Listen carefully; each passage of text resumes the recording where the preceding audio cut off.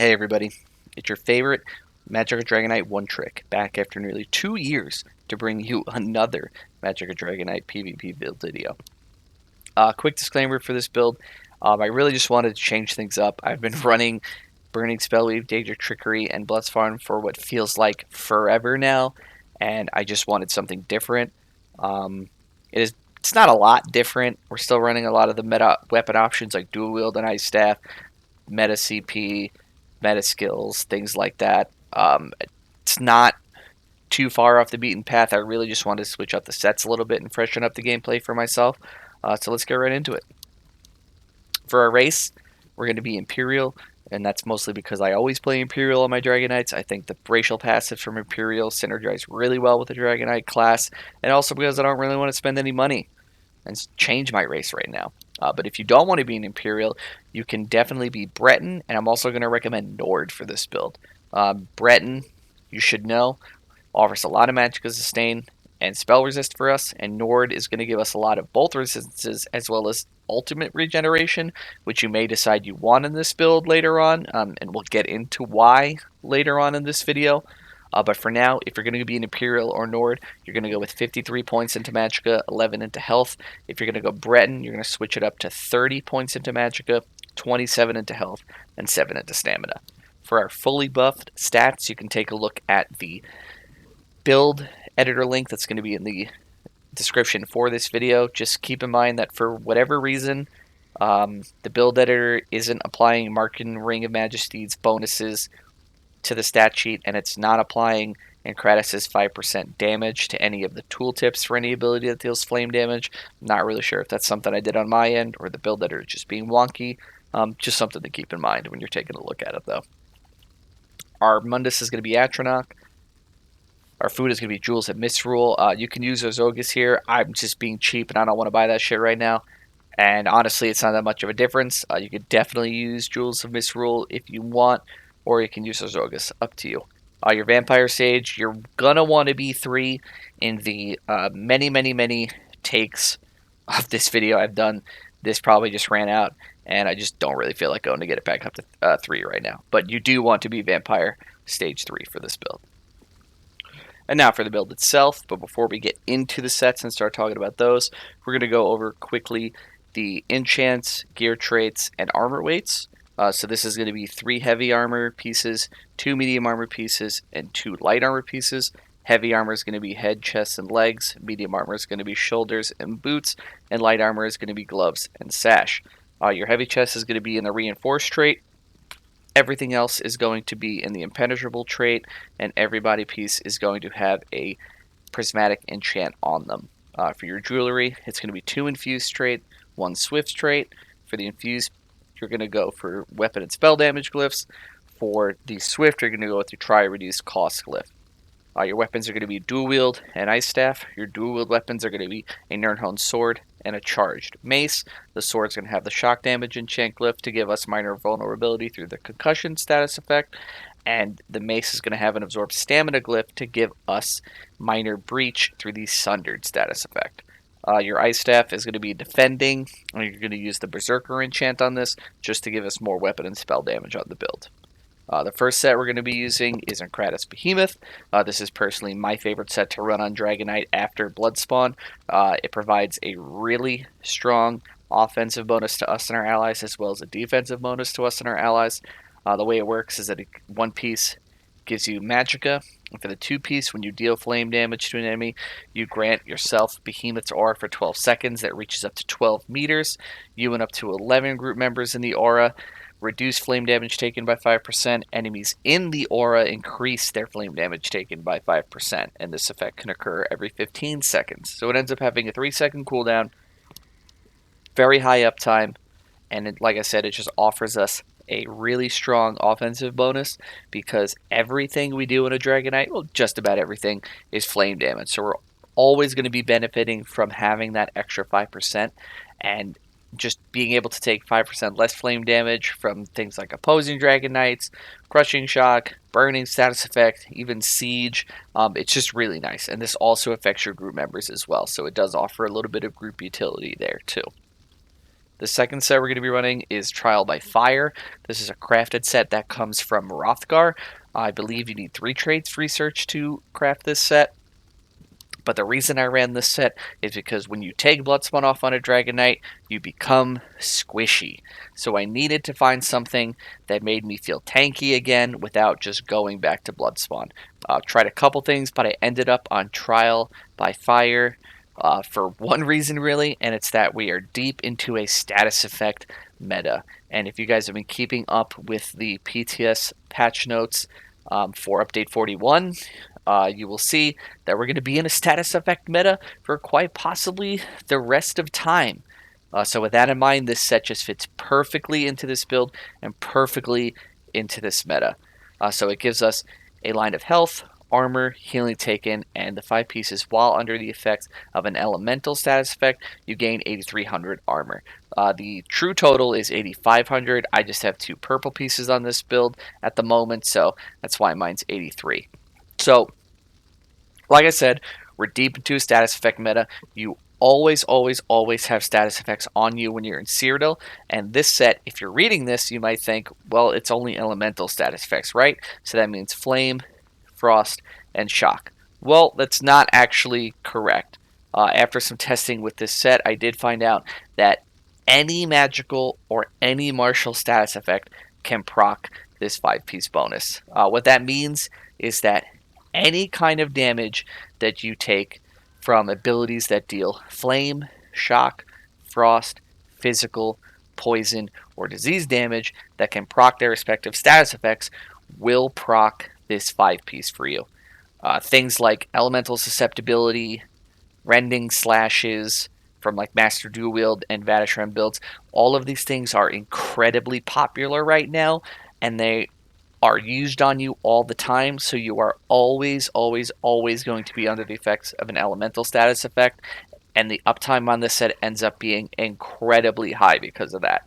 And as you can see, it gives us a lot of armor when it is up, so it does exactly what we want it to. It makes us feel very tanky without having to use Bloodspawn on this build.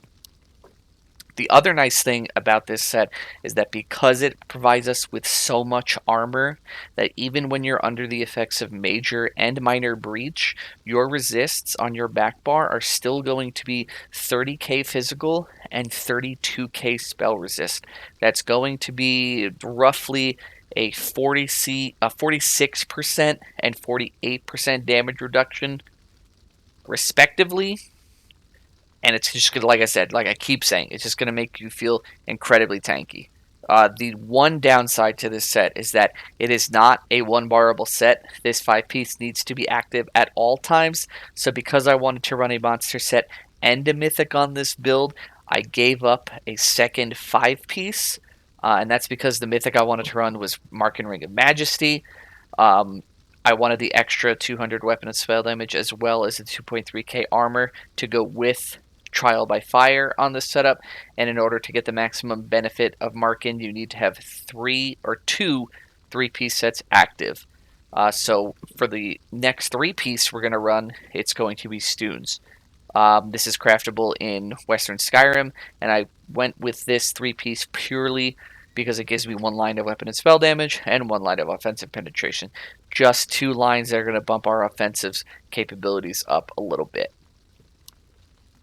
So this build is mostly crafted sets, so you can set up Trial by Fire and Stoons in any way you want. The important thing to remember here is that you want to make sure that you end up with the armor weights in the places that I mentioned at the beginning of this section, and you want to make sure that Trial by Fire is active at all times, and you want to make sure that 3-piece Stoon is active at all times. 3-piece Stoon is actually important to keep active at all times, because if you break this 3-piece, you will lose 100 weapon and spell damage and 1.1k armor when you swap bars. And for consistency's sake, you just want to keep that active at all times so you don't feel any less tanky on your back bar. You don't want to lose the weapon and spell damage that can contribute toward your healing. Just for consistency's sake, you want to keep 3-piece Stoon at all time. Next is our skill bar setups. This is pretty straightforward, same stuff you've seen on DK for years now. The front bar is going to be Burning Talons, Shattering Rocks, Noxious Breath, Molten Whip, Flames of Oblivion, and Ferocious Leap.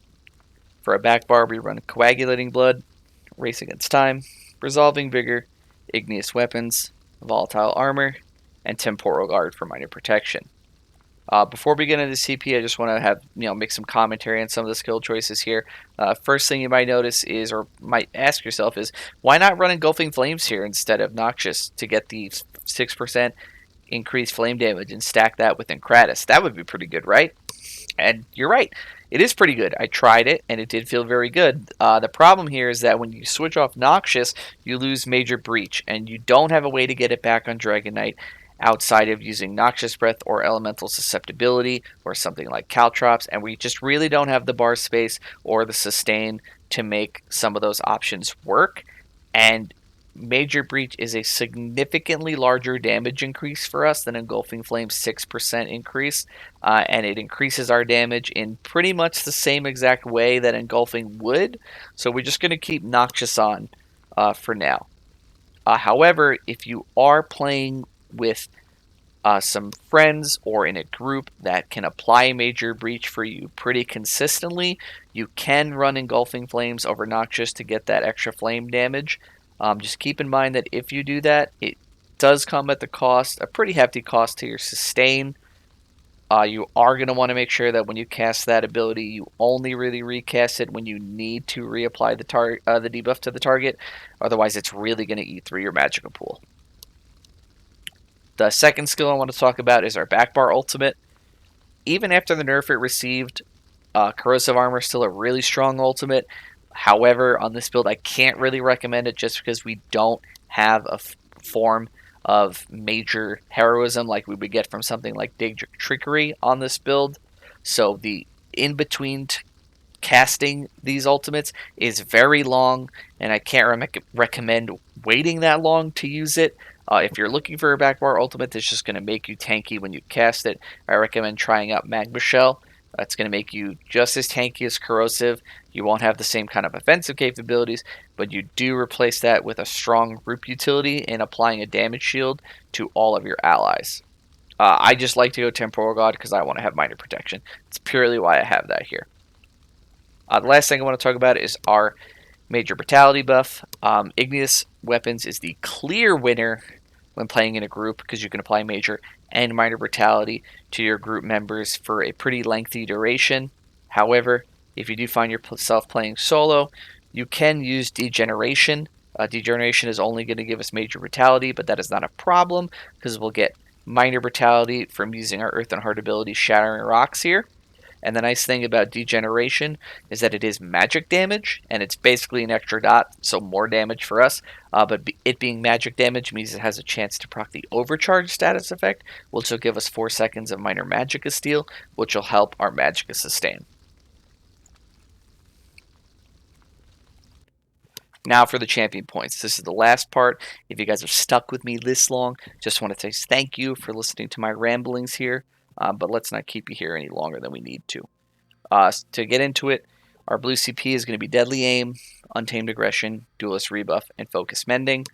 Deadly Aim is bread and butter for DK. You always want this CP when you're playing a Dragon Knight. That's because Deadly Aim increases the damage of single target direct damage as well as single target dot damage.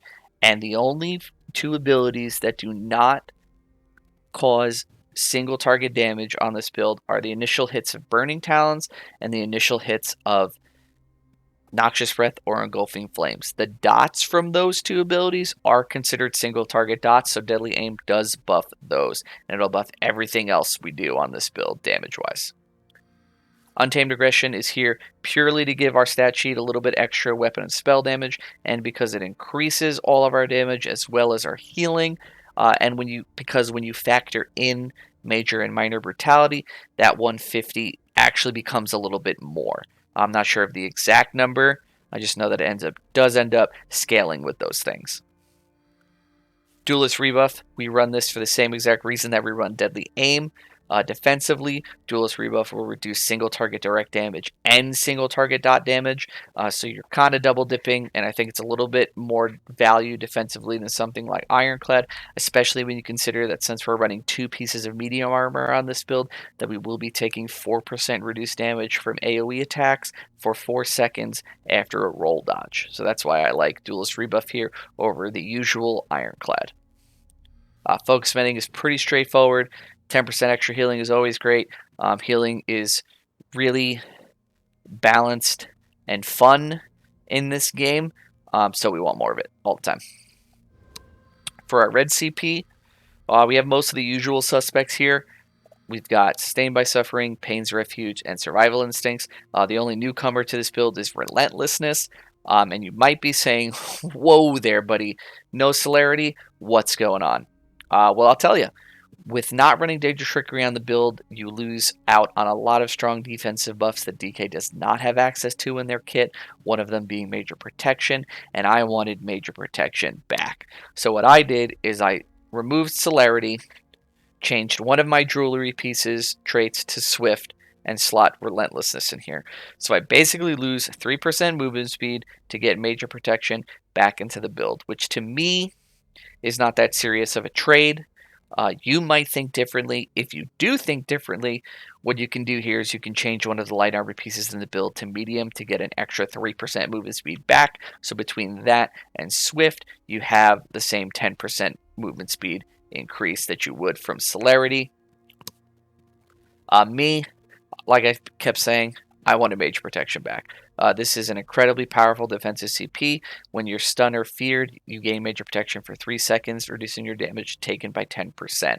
When you get stunned or feared, it's usually because A, somebody is trying to go in on you with a burst combo, or B, you're just getting zerged down and stunned, and you're going to be taking a lot of damage because you can't block. So being able to reduce all of that damage by 10% is incredibly helpful here. If you think or feel like you would be tanky enough even without this, you are more than welcome to remove Relentlessness and replace it with Celerity. My other recommendations would be Peace of Mind or Rejuvenation, just to give us a little bit extra sustain. Rejuvenation works the same way that Untamed Aggression does, where that when you factor in major and minor buffs, it actually scales a little bit higher than 90.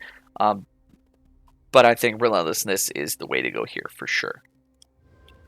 For our Greed CP, none of this stuff really matters outside of Rationer, Liquid Efficiency, and Gifted Rider. If you do not have as much CP as I do, you definitely want to prioritize getting Rationer and Liquid Efficiency first, and then you can work your way and finish Gifted Rider.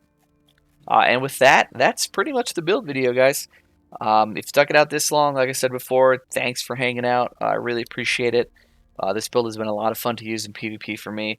It's been good to me solo, duo, and in groups, and I'm overall just pretty happy that I was able to put together a functioning build that didn't involve a lot of the same sets that I've been using for what feels like forever at this point. So if you decide to give this build a shot, I hope it treats you well. That's it from me, guys, and I'll see you again in probably another 2 years when I inevitably get bored of everything else I'm playing and come back to ESO.